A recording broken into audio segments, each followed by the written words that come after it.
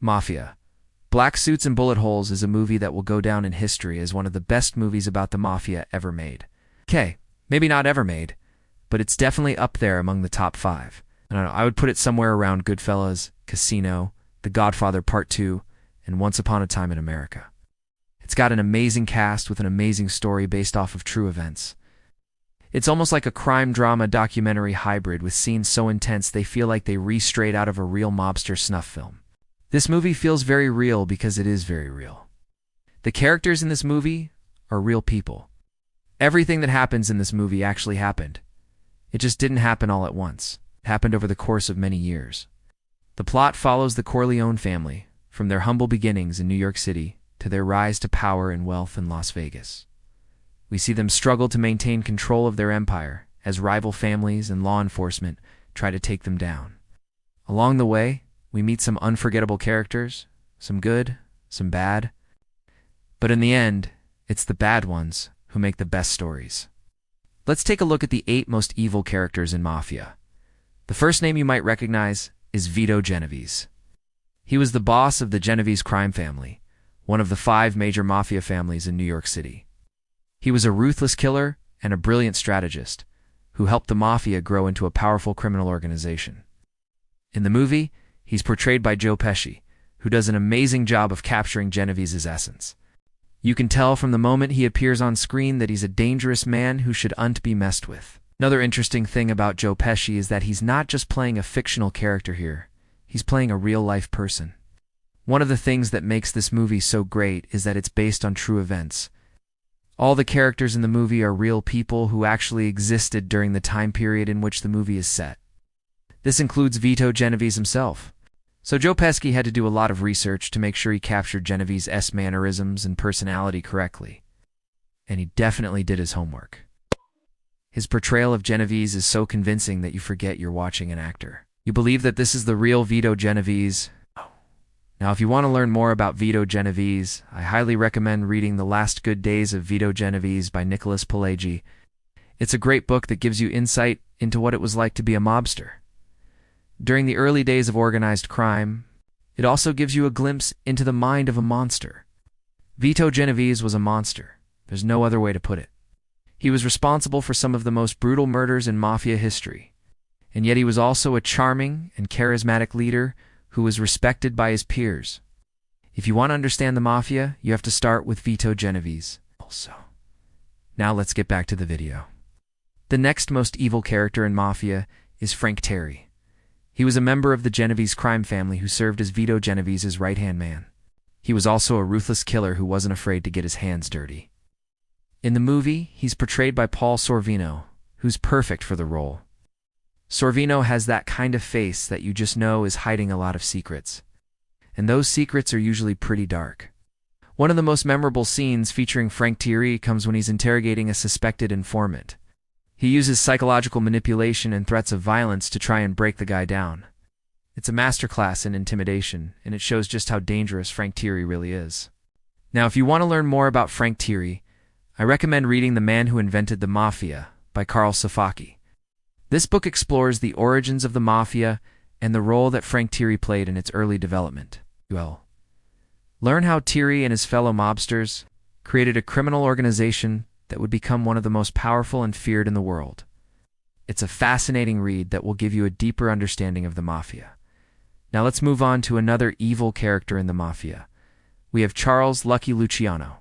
He was a mafia boss who was considered to be the most powerful mobster of all time.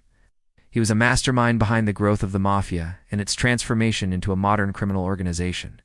In the movie, he's portrayed by actor Gary Bazzarone. One of the things that makes Lucky Luciano such an interesting character is his intelligence. Unlike some of the other mobsters in the movie, Luciano wasn't a guy who got ahead by being violent and ruthless. He was a strategist who knew how to manipulate people and situations to his advantage. This is evident in one of the most iconic scenes in the movie when Luciano is meeting with a group of businessmen.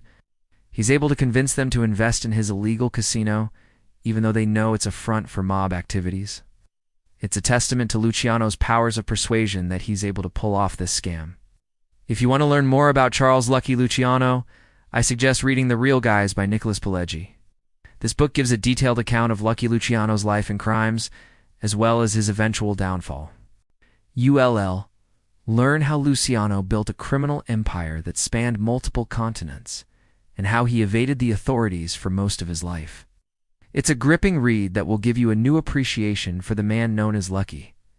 Now, let's move on to the next most evil character in Mafia. Carlo Gambino was the boss of the Gambino crime family, which was the largest of the 5 major mafia families in New York City. He was a powerful and respected mobster who maintained a low profile for most of his career. In the movie, he's portrayed by the legendary actor Robert De Niro. What makes Carlo Gambino such an interesting character is that he was able to operate in a world dominated by men without being seen as a threat. He was able to do this by being extremely careful and avoiding the spotlight. He knew how to stay in the shadows and pull the strings from behind the scenes. This is evident in one of the most suspenseful scenes in the movie, when Gambino is meeting with a group of hitmen. He's able to keep his cool and maintain control of the situation, even when things start to get heated. It's a masterclass in mobster etiquette, and it shows just how dangerous Gambino really is. If you want to learn more about Carlo Gambino, I recommend reading The Last Good Days of Carlo Gambino by Nicholas Pileggi. This book gives a detailed account of Gambino's life and crimes, as well as his eventual downfall. You will learn how Gambino rose to power in the Gambino crime family and how he maintained his dominance for so long. It's a fascinating read that will give you a new appreciation for one of the most powerful mobsters of all time. Moving on to the next most evil character in Mafia, we have Michael Corleone. He was the youngest son of Vito Corleone and the brother of Sonny and Frito Corleone. He was initially reluctant to get involved in the family business, but eventually became the head of the Corleone crime family. In the movie, he's portrayed by Al Pacino, who gives a legendary performance as the conflicted mobster. One of the things that makes Michael Corleone such a compelling character is that he's not your typical mobster. He's not violent or ruthless, but he's also not a saint either. He's a complex character who's capable of great violence and great humanity. This is evident in one of the most iconic scenes in the movie when Michael is meeting with a group of business associates. He's able to negotiate a deal that benefits his family, even though it means going against his own principles. It's a testament to Michael's intelligence and charisma that he's able to pull off this maneuver. If you want to learn more about Michael Corleone, I suggest reading The Godfather Returns by Mark Seal. This book explores the origins of the Corleone crime family and the rise of Michael Corleone to power. You will learn how Michael became the most feared mobster of his generation and how he managed to evade the authorities for so long.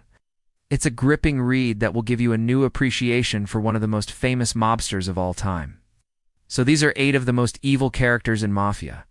They're all monsters who did terrible things. But they're also interesting and complex characters who make for great storytelling. If you want to learn more about the Mafia, I highly recommend checking out the books I mentioned earlier. They are all great reads that will give you a deeper understanding of one of the most feared criminal organizations in history. Thanks for watching.